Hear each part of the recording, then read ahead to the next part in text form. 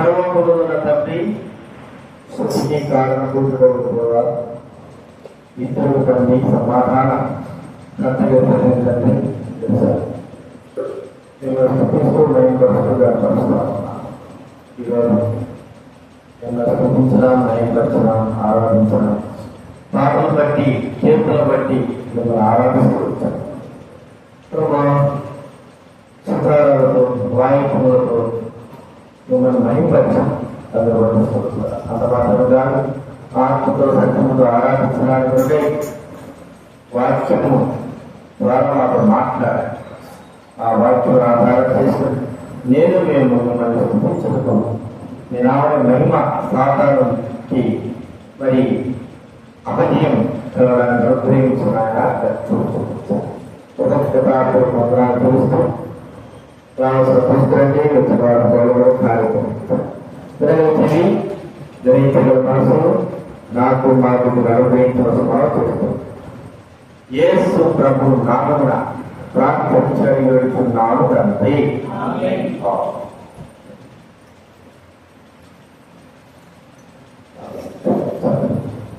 బయలుదేరకుండా మరింత సంవత్సరాన్ని కోరుతున్నాడు.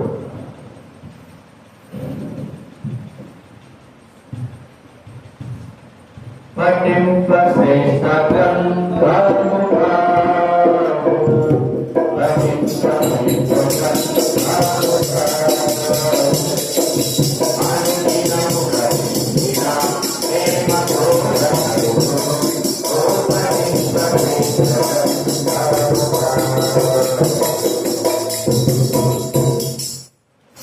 దేవుని వాక్యంలో నుండి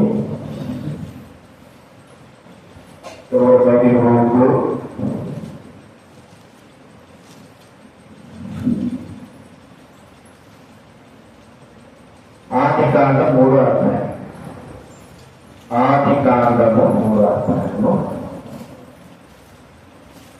22వ వచనం.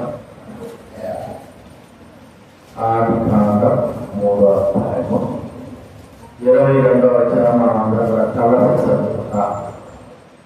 దేవుని వాక్యము ఎక్కడ మాటలు చదువుతుందా? ఆదికాండం 3వ అధ్యాయము 22వ వచనం. అక్కడ చదువుగా అప్పుడు దేవుడైన యెహోవా ఇదిగో మంచి చెడ్డలను ఎదురున్నట్టు మనలో ఒకరి వంటి వాగా ఇవ్వడం కాబట్టి అతడు ఒకవేళ తన చేయి చాచి జీవవృక్షము ఫలము కూడా తీసుకుని తిని నిరంతరము జీవించునేమో అని. ఇక్కడ ప్రభు ఆదాము తప్పు చేసిన తర్వాత వారిని తన సన్నిధిలో నుంచి వెలగొట్టే సమయంలో చూస్తున్న మాట ఏంటంటే ఆదాము మనలో ఒకటి వంటి వాడే మంచి చెడ్డలను కలిగిన వాడుగా చేయబడ్డారు అని ప్రభు చెప్తున్నాడు. అంటే ఆదాము తప్పు చేసినప్పటికీ తనలో ఒకరిగా దూరకర్తతో కూడకుండా తన వాడిగానే ప్రభుత్వంలో చూస్తా ఉన్నాడు. బైబిల్లో ఆదాము గురించి ప్రార్థన మాట్లాడితే ఆదాము దేవుని కుమారుడు. ఆదాము దేవుని కుమారుడు. మరి చేయడానికి తప్పు చేశాడు. ప్రభు కార్యాన్ని మరి విశ్వసించారు. అక్కడ మనం చూస్తా ఉంటే మంచి చెడ్డ వృక్షఫలాన్ని తిన్నారు. వారు మరి దిగంబరుగా ఉండి శక్తిగా వారుగా ఉన్నారు. ఆ సమయంలో మంచి చెడు అర్థమైపోయింది. అలాగే వారు ఉన్నప్పుడు దేవుడు తనవాడిగా అంటే మనలో ఒకటి వాడాయను మన వాడైనాడు. తప్పు చేసిన వ్యక్తిని మరి సాతాను చూస్తే అపవాది వారు తప్పు చేశారు.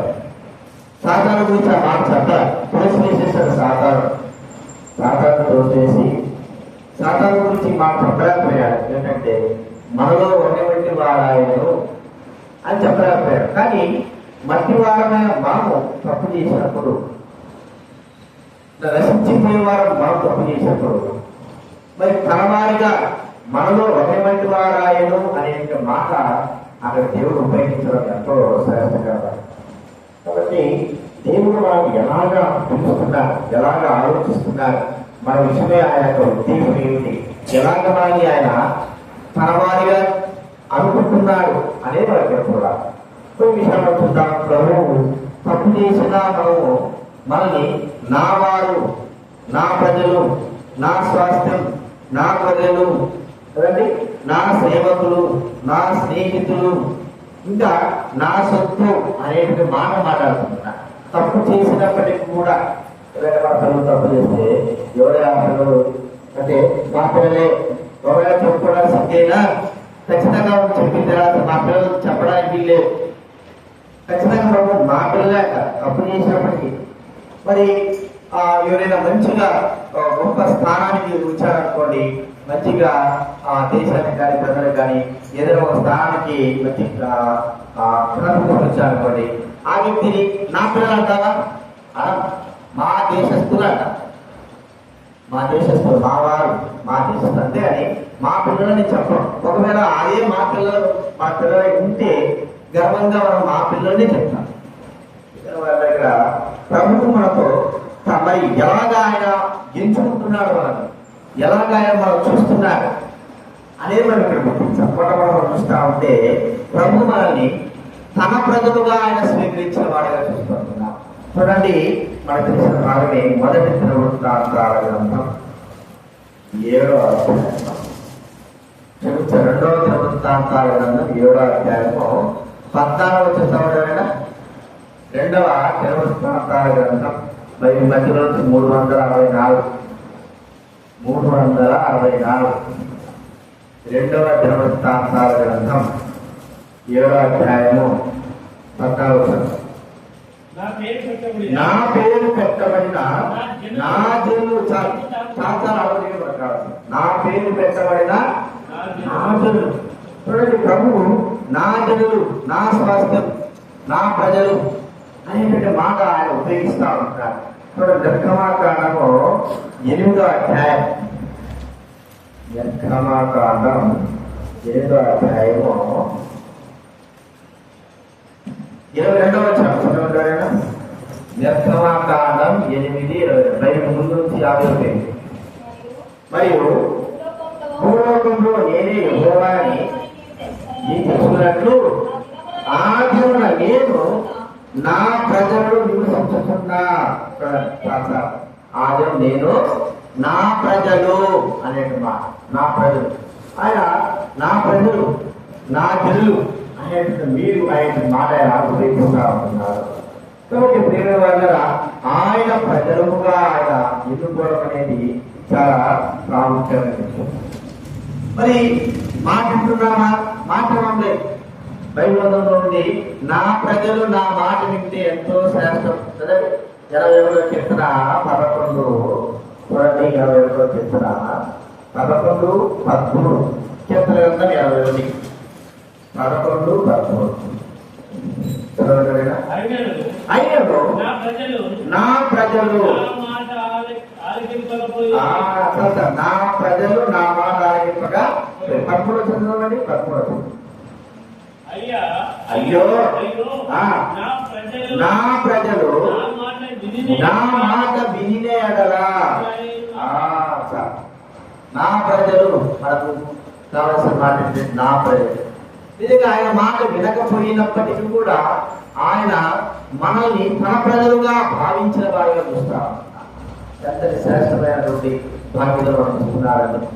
మనం వినకపోయినా, మన మాట వినకపోయినా, పిల్లలు దుర్మార్గంగా ప్రవర్తించిన, మరి అపవిత్రులుగా జీవిస్తున్నా, పాపాత్ములుగా జీవిస్తున్నా, వినకపోయినప్పుడు కూడా మరి ఎవరు పిల్లలు రావంటే, ఒకవేళ నా పిల్లలు కాదు మనం చెప్పలేము. మా పిల్లలే సిగ్గుతో చెప్పినా, మరి కొద్దిగా గర్వంతో చెప్పినా, అహంకారం చెప్పినా మా పిల్లలే అని చెప్తాం. ఎందుకంటే మా పిల్లలు మన పిల్లలు. ప్రభు కూడా మరి మనం ఎలాంటి వారమని వినకపోయినా, మనం పాపాత్ములమైన, మనము దుర్మార్గులమైన, నా ప్రజలు నా ప్రజలు నా ప్రజలు అంటే ప్రభు ఆ ప్రస్తావన తీసుకొస్తున్నారు. ఇలా ఆయన ప్రజలము, ఆయన ప్రజలమైనప్పటికీ కూడా, ఆయన మాట వినకపోయినప్పటికీ కూడా ఆయన ప్రజలమే ఆయన మాట వినకపోయినప్పుడు కూడా ఆయన ప్రజలుగా చేయబడ్డారు. నా ప్రజలు ఇప్పుడు ఆ ప్రజలు మాట వినకపోవడం ద్వారా జరిగిన కార్యం బాగా తెలుసు. ఆ ప్రజలైన వారు తోచిలేకపోయినారు. దేవుడి యొక్క మరి ఆ న్యాయములను మరి విసర్జించిన వారుగా ఉన్నారు.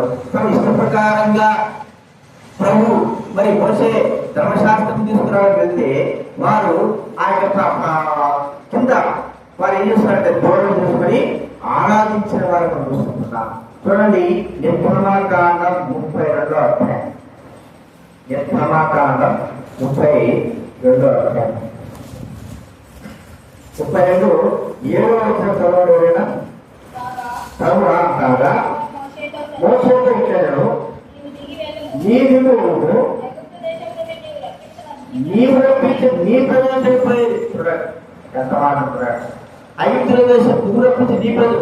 ఇది వరకు ఆయన మరి నా ప్రజలు మాట వినడం లేదు అన్నప్పుడు మరి వాళ్ళు ఎంత దుర్మార్గంగా ప్రవర్తిస్తున్నారంటే మరి ప్రభువే వారు తీసుకొచ్చినప్పుడు ఆరాధించవలసిన వారు, ఆత్మతో ఆరాధించవలసిన వారు ఒక తోడతో చేసుకుని బంగారం తోడ చేసుకుని ఆరాధిస్తా ఉన్నారు.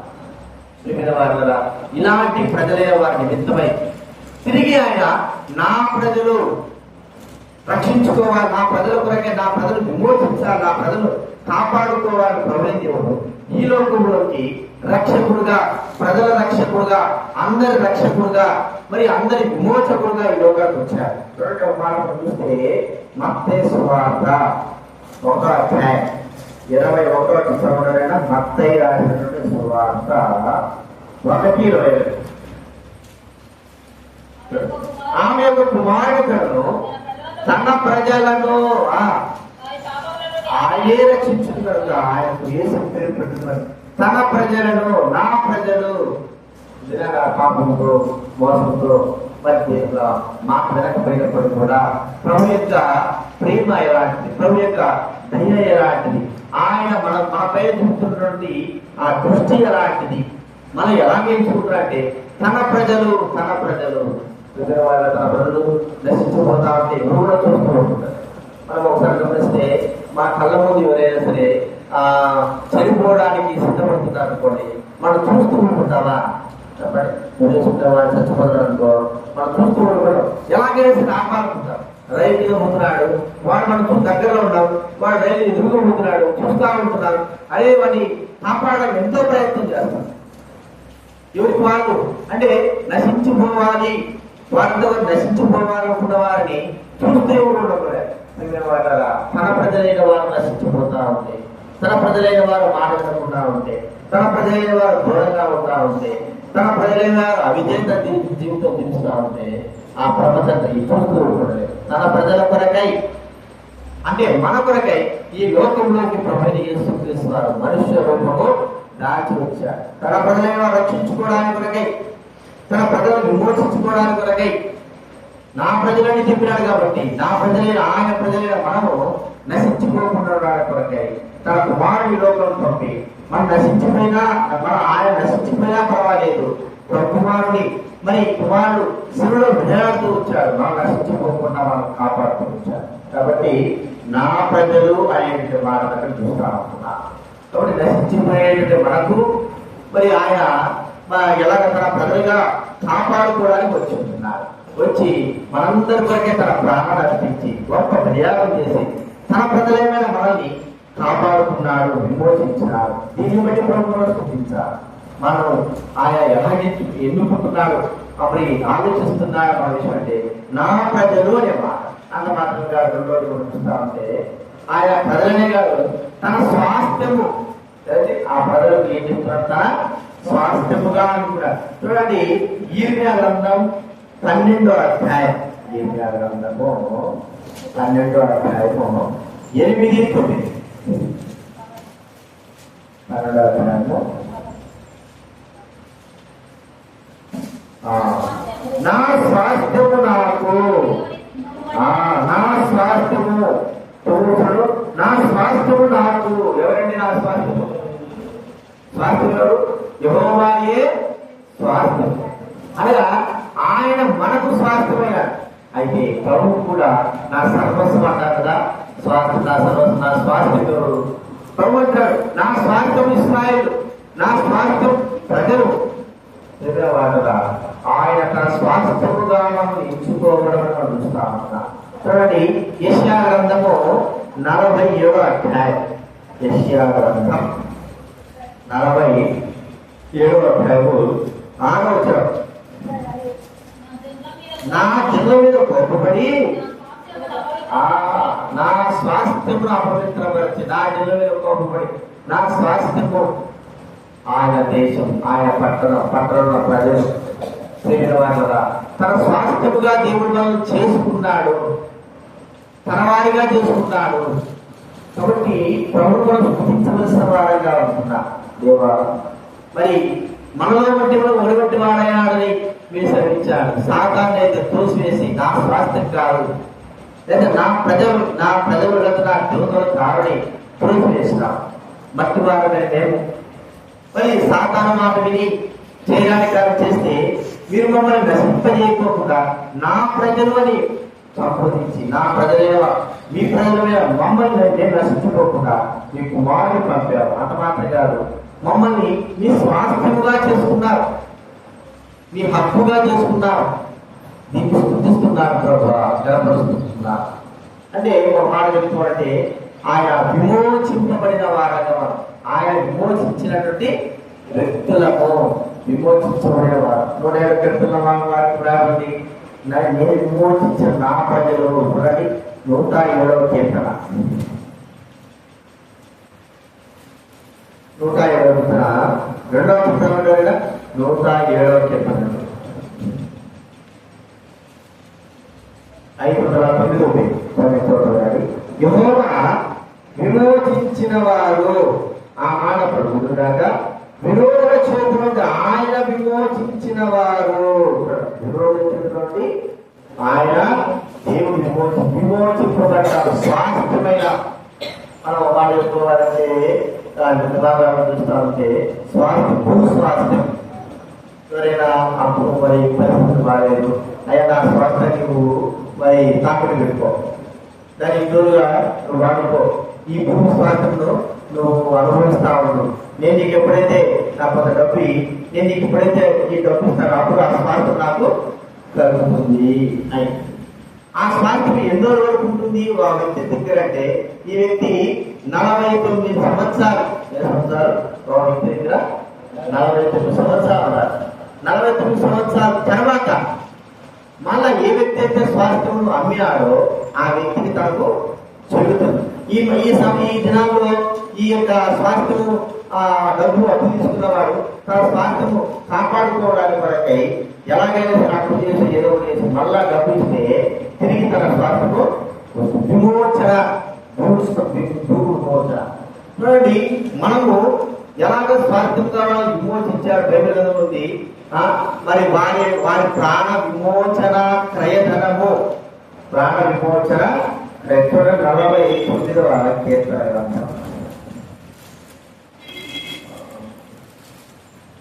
49వ కీర్తన 49వ కీర్తన వారి ప్రాణ విమోచన బహు గొప్పది, అది ఎన్నటికి తీరక అట్లుండాల్సింది. ప్రాణ విమోచన ధనము బహు గొప్పది. స్వాస్థ్యము విడిపించుకోవాలంటే తేలికైన విషయం కాదు. అయితే ఆ స్వాస్థ్యాన్ని దేవుడు విమోచించినాడు, విడిపించినాడు. వాళ్ళ ఆయన స్వాస్థ్యముగా మనం చేసుకోవాలి. నా స్వాస్థ్యము ఇది నేను విమోచించింది, నేను విమోచించినటువంటి స్వాస్థ్యం మీరు. కాబట్టి ఆ దేవుని స్వాస్థ్యంలో మనం చేర్చినందుకు, తన యొక్క స్వాధీనంలో మనం చేసుకున్నందుకు, ఆయన మనం విమోచించినందుకు మనం ప్రభుత్వం చూపించాలి. మరి ఐగుప్తీయులు మరి వాళ్ళు అమ్ముకున్నప్పుడు ఏం చేశారంటే, ఐగుప్తీయులు ఇది మా స్వాస్థ్యం, మా వాళ్ళు మేము ఎక్కడ పంపిస్తామన్నప్పుడు ప్రభు ఇశ్రాయేలు నా కుమారుడు, నేను పంపి నేను విడుదల చేస్తాను, నా స్వాస్థ్యం ఇది. అలాగనే ప్రభు ఇశ్రాయేలు అందరూ కూడా విడుదల చేసి విమోచించి తన స్వాస్థ్యంగా చేసుకున్నందుకు ప్రభు మనం చూపించారు. మా కూడా విడుదల విమోచన కలిగించారు. గొప్పదైనటువంటి ధనము కంటే అత్యధికమైనటువంటి తన రక్తాన్ని ఇచ్చి కదండి. ఒక అధ్యాయము 19 చూడండి. మొదటి పేతురు రాసిన పత్రిక 1:19. పేతురు రాసిన మొదటి పత్రిక 1:19 చదవగలరా? రక్తం చేత అనగా నిర్దోషములు నిష్కలంకున్నదు గొర్రె పిల్ల వంటి క్రీస్తు రక్తము చేత విమోచింపబడుతున్నది. గొర్రె పిల్ల రక్తము చేత ఏం చేయబడారండి? మీరు విమోచింపబడ్డారు. గొర్రె పిల్ల రక్తం కాబట్టి స్వాస్థ్యము తన రక్తం నుంచి ఏం చేశాడైనా విమోచించాడు. ఆ స్వాస్థ్యం మనమే. కాబట్టి ఇప్పుడు దానికి ఇంకో అట్లా ఉదాహరణ ఏంటంటే, పాపం ఏం చేసింది? మనం పట్టుకున్నారు. పాపం ఎప్పుడైతే మనల్ని పాపం చేశామో అప్పుడు పాపంలో మనము దాసులైనా, పాపము స్వాస్థ్యమైపోయినా, పాపంలో అమ్మబడినా దాని ఇప్పుడు అది విమోచింపబడాలి. ఆ దాసత్వం నుంచి, పాపం నుంచి దేవుని యొక్క స్వాస్థ్యంగా చేయబడాలి. ఎలాగ చేయబడుతుంది? మనుషులమైతే ధనం నుంచో స్వాస్థ్యం చేసుకుంటారు. కానీ పాపం నుంచి ఎలాగ స్వాస్థ్యం అంటే రక్త ప్రోక్షణము ద్వారా, రక్తం ఇచ్చి మానవుని కొనడము, రక్తం ఇచ్చి అది ఇక్కడ అమూల్యము నిష్కలంకమైనగా ఆ గొర్రె పిల్ల యొక్క క్రీస్తు రక్తము చేత వాళ్ళు ఏం చేశాడైనా పాపం నుంచి, అపవాది నుంచి, ఆ స్వాధీనంలో ఉన్న స్వాస్థ్యమైన మనల్ని తన స్వాస్థ్యముగా తెలుసుకున్నాడు అని మనం గుర్తించాలి. దాన్ని బట్టి ప్రభువు మనము ఇది రెండోది మనం చూసుకుంటున్నాం. మూడోదిగా ఆయన మరి మనల్ని ఎలాగ ఎంచుకుంటున్నా అంటే తన గొర్రెలు కదండి. బైబిల్ గ్రంథంలో వాక్యం ఎహెజ్కేలు 34వ అధ్యాయము 31 చూడండి. 34వ అధ్యాయం ఎహెజ్కేలు గ్రంథం 31వ వచనం నేను చదవగలను. 30 అప్పుడు తమ దేవుడైన యెహోవాను నేను తమకు చూడగాను, ఇశ్రాయేలీయులైన తాము నా జనులైన వారిని వాడు తెలుసుకుందరు.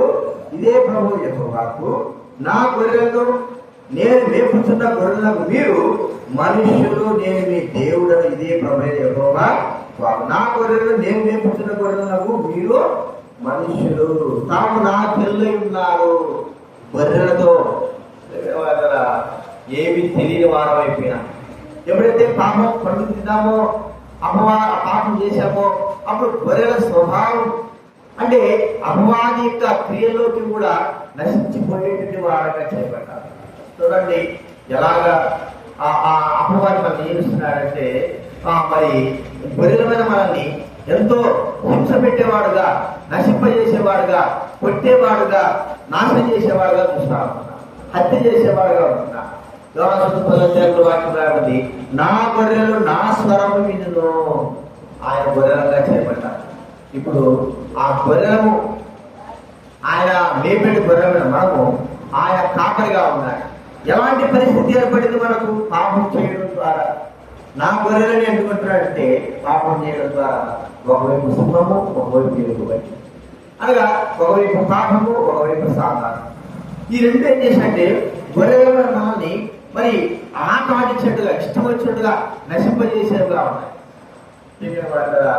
అయితే గొర్రెలమైన మనం నశించిపోయిన మనల్ని తన గొర్రెలుగా చూసుకున్నాడు. బైబిల్లో ఉంది, ఆయన మేపు గొర్రెలము. ఆయన మన దేవుడు, ఆయన మేపు. చూడండి కీర్తన గ్రంథం 3వ కీర్తన, కీర్తన గ్రంథం 3వ కీర్తన 3వ వచనం.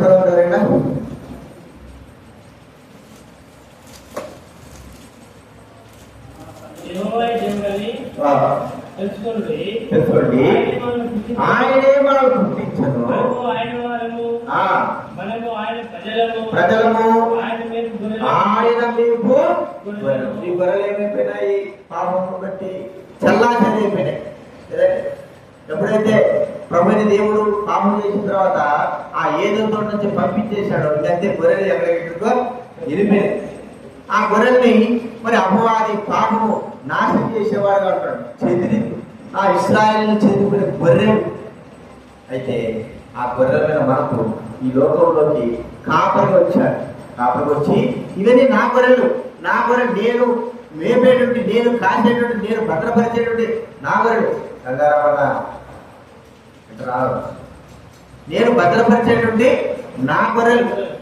అంటే మనం అందరము ఇప్పుడు ఎవరికి వెళ్ళాము? సాతాను నుంచి, అమ్మవారి నుంచి, వాడి యొక్క అధికారం ఉన్న మనము ఇప్పుడు నిజమైన కాపరి అంటే ఆ నిజ కుమారుడిని ప్రవేశిస్తారు యొక్క కాపరి కింద మనం వచ్చేసాం.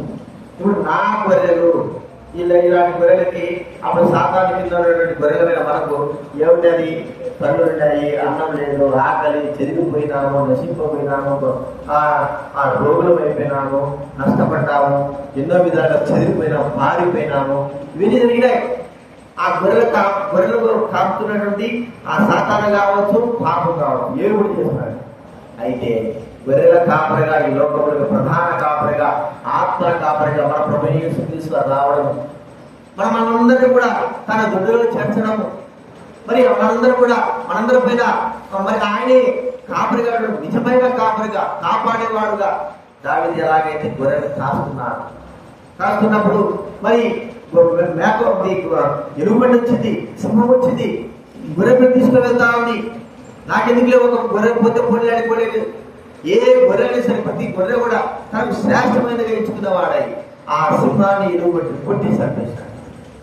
ఆ సింహం ఎలుగుబట్టి లాంటి వాడే సాతానుడు, మరి పాపం.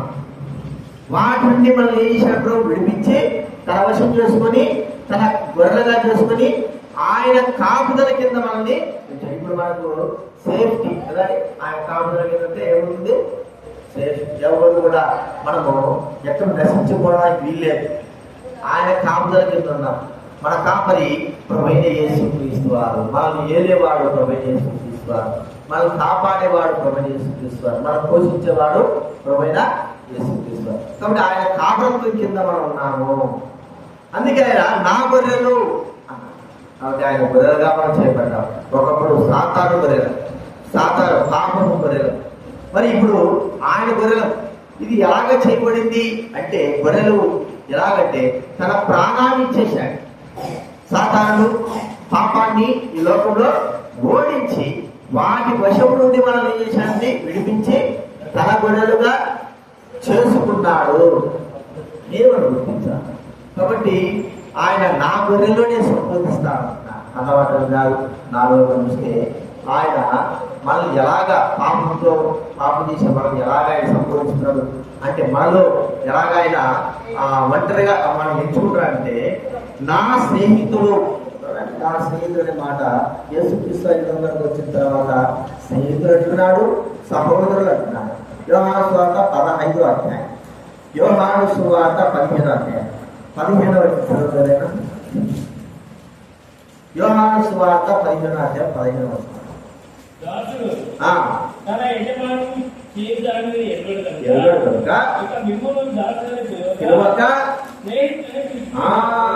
స్నేహితులని పిలుస్తున్నాను. ఇక్కడ దాసుని పిలవలేదు, స్నేహితులని పిలుస్తా ఉంటున్నాను. అంత మాత్రంగా 20వ అధ్యాయము 17 చూడండి. యోహాను సువార్త 20:17లో, యోహాను సువార్త 20:17 యేసు ఆమెతో నేను ఇక్కడ తండ్రి వద్దకు ఎదుర్కోలేదు, నా సహోదరుల యొద్దకు. ఎవరండి? చాలా అడుగుతుంది. నా సహోదరులు ఎవరంటాడు? క్రీస్తు మనల్ని తన స్నేహితులు అంటున్నాడు.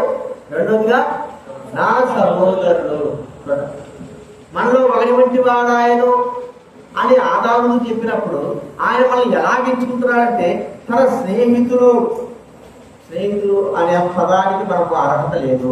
ఎందుకంటే మనము నమ్మించి మోసం చేసేవారు. సహోదరులు అనడానికి మనకు అర్హత లేదు, ఎందుకంటే మనము నాశనానికి కోరుకునేవారు. కాబట్టి స్నేహితులుగా ఉన్నటువంటి ఆ శిష్యులుగా ఉన్నటువంటి ఆ కడుపు శిష్యులు యేసు వారికి కష్టం వచ్చినప్పుడు వారు ఎవరుగానే నిలిపినారు. సహోదరులుగా అనుకున్నవారు, తన సహోదరుడు, తన తల్లి కుమారులైన వారు వారిని మరి యేసుక్రీస్తుని పట్టుకోవాలా, నశింపజేయాలని ఆలోచన కలిగిన వారు వాళ్ళకంటే దుర్మార్గులమైన మనల్ని ప్రభు మనం ఎవరు బోధిస్తున్నారంటే, నా స్నేహితులు. స్నేహానికి అర్థం చూడండి. స్నేహితులైనా సరే మరి స్కూల్లోనే అక్కడ ఉంటారు. ఇప్పుడు మా స్నేహితులు ఉన్నారు, స్కూల్లో ఉన్నప్పుడు కలిసిమెలిసి ఉంటారు. కానీ స్కూల్ వెళ్ళిపోయిన తర్వాత ఒక్కొక్క స్థానంలో ఉన్నారు కదండి. స్థానంలో ఉన్నారు. వాడు ఎవరైనా చదివిగా ఒకడు పేదగా ఒకడు తాగుబోతు ఉన్నాడు, అన్నీ ఉన్నాడు. కానీ మంచి స్థాయిలో ఉన్నవాడు నన్ను చూసినప్పుడు నా స్నేహితుడిని చెప్పడానికి ఇష్టపడతాడా?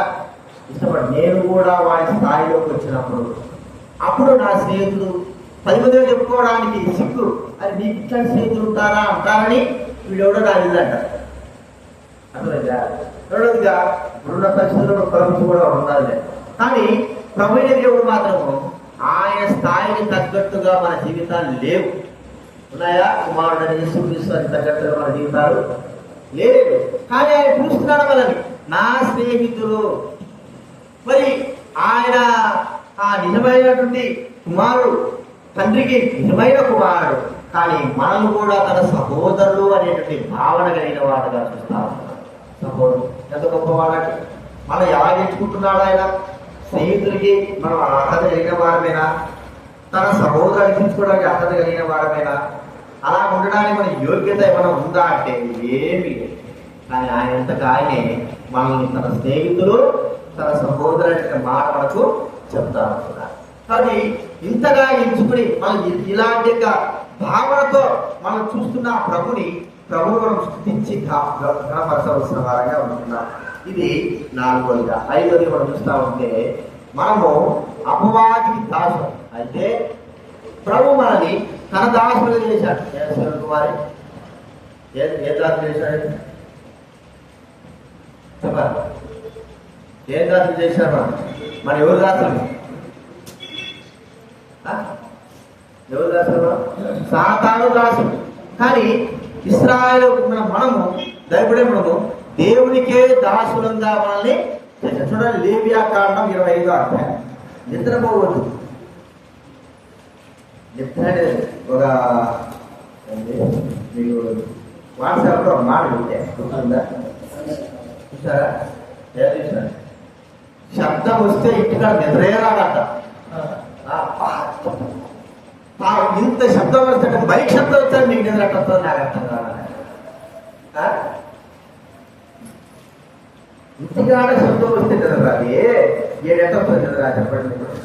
లేవియా కాండం 25వ అధ్యాయం 5వ వచనం చదవండి.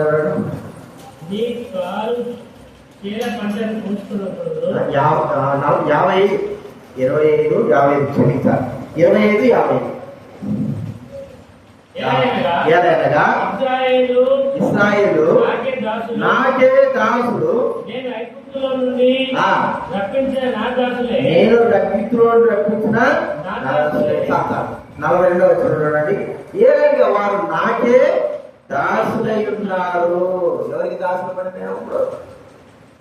ఒకప్పుడు సాతానికి దాసులు, ఒకప్పుడు పాపానికి దాసులు, ఒకప్పుడు లోకంలో ఉన్నటువంటి గొప్పవారికి దాసులు, ఒకప్పుడు మరి ఇతరుల మీద వారికి దాసులుగా ఉంటూ వచ్చాం. కానీ ఇప్పుడు మాత్రము ఆయన ఏం చేస్తున్నారంటే నాకు దాసులు. ఎలాంటి దాసులు? నా సేవకులు. నా సేవకులు, నా దాసులు. చూడండి యెషయా గ్రంథం 65వ అధ్యాయం. యెషయా గ్రంథం 65వ అధ్యాయము 13, 14 చదవండి. ఎవరైనా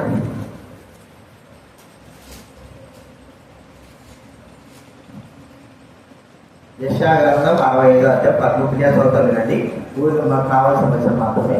ఆలకించుడి నా సేవకులు. అదే కదా 2వ లైన్. నా సేవకులు. 3వ లైన్ కూడా నా సేవకులు. 4వ లైన్ 14 నా సేవకులు. ఆయన మరి 15వ వచనంలో ఆయన తన సేవకులకు, తన దాసులు. ఈ యొక్క బాధ్యతకు మనము అర్హత కలిగిన వారు. నా సేవకులు, నన్ను సేవించేవారు, నా దాసులు, నేను నిలబెట్టి కొనబడిన వారు, నాకు దాసత్వం చేసేవారు. దేవదేవుడికి దాసత్వము. మరి దేవదేవుడికి సేవ చేసే బాధ్యత దేవుడు మనకు అనుగ్రహించాడు. ఆ బాధ్యతకు రావాలంటే ఎంతో కష్టతరమైన విషయం. రాజు దగ్గర సేవ చేయాలంటే మరి ప్రజలు ఎంతో మంది ఉన్నారు. కానీ ఎంచుకున్న వాళ్ళు మాత్రమే, ఎన్నుకోబడిన వారు మాత్రమే ఆయన సేవకులుగా, ఆయన దాసులుగా ఉండగలరు. అందరూ దాసులు కాలేదు కదండి. ఇప్పుడు లోపల ప్రపంచంలో 1000 కోట్ల మంది ఉన్నారు. కోట్ల మందిలో ప్రభు నమ్మని వారు ఎంతో మంది ఉన్నారు. వాళ్ళు కోటీసులు ఉన్నారు. కానీ ప్రభువు నమ్మిన మనము సేవకులముగా దాసులుగా ఉన్నాం. ఇది ఎంత గొప్ప బాధ్యత! వారికి లేని బాధ్యత మన దేవుడు మనకు అనుగ్రహించి ఉంటున్నాడు. దేవుని సేవించే బాధ్యత ఆయన ప్రజల మీద మనకు. అంటే ఆయన ఏం చెప్తాడంటే, నా సేవకులండి, నా దాసులండి. అంటే నా సేవకు ఎవరు కూడా ముట్టలేడు, ఎవరు కూడా ఏమన్నా కూడా ఆయన పడలేడు. నా సేవకులు, నా దాసులు, నాకే దాసులు. ప్రభుకే దాసులుగా చేయబడ్డారు. ఆ దాసత్వం ఎలాగొచ్చింది, ఆ సేవకుడికి ఎలాగొచ్చారు, ఎలాగ చేయబడింది? తన కుమారుడైన యేసుక్రీస్తు వారి యొక్క రక్తము ద్వారా, శిలువ యాగము ద్వారా మనం తన సేవకులుగా చేసుకున్నాడు, విమోచించాడు. తన దాసులుగా మనం కొన్నాడు. దేవుని వాళ్ళ సేవ చేయాలంటే, దాసత్వం చేయాలంటే ఆ దినాల్లో జరుగుతున్న పరిస్థితి మనకు తెలుసు. ఒక వ్యక్తిని కొనుక్కోవాలి. ఇప్పుడు మనము అమ్మబడిన వారు, పాపంలో అమ్మబడిన వారు, అమ్మబడిన మనల్ని ఆ ప్రభువైన దేవుడు తన రక్తం ఇచ్చి మనల్ని కొన్నాడు. కొని మనల్ని దాసులుగా చేసుకున్నాడు, ప్రేమాదాసులుగా చేసుకున్నాడు. ప్రేమ వాళ్ళరా, మనం గుర్తించాల్సింది ఏంటంటే, తన సేవకుడుగా మనల్ని ఇచ్చినందుకు, తన దాసులుగా మనం ఇచ్చినందుకు ప్రభువును మనము స్తుతించి కనపడతాం. చివరి వచ్చిన మనం చూస్తా ఉంటే, ఆయన ప్రజల మీద మనం ఎలా ఎత్తుకుంటున్నాడంటే, తన సొత్తు కదండి, తన సొత్తు, నా స్వార్థము అనేవాడు. తన సొత్తు నాదిది, ఎవరిదిగా. ఎందుకంటే ఇదే విలువ పెట్టి కొన్నాడు. చూడండి, 1 కొరింథీ 6వ అధ్యాయం, 1 కొరింథీ 6వ అధ్యాయం 19వ వచనం. కాబట్టి కొరింథీ రాసిన 1వ పత్రిక 6వ అధ్యాయం 19వ వచనం.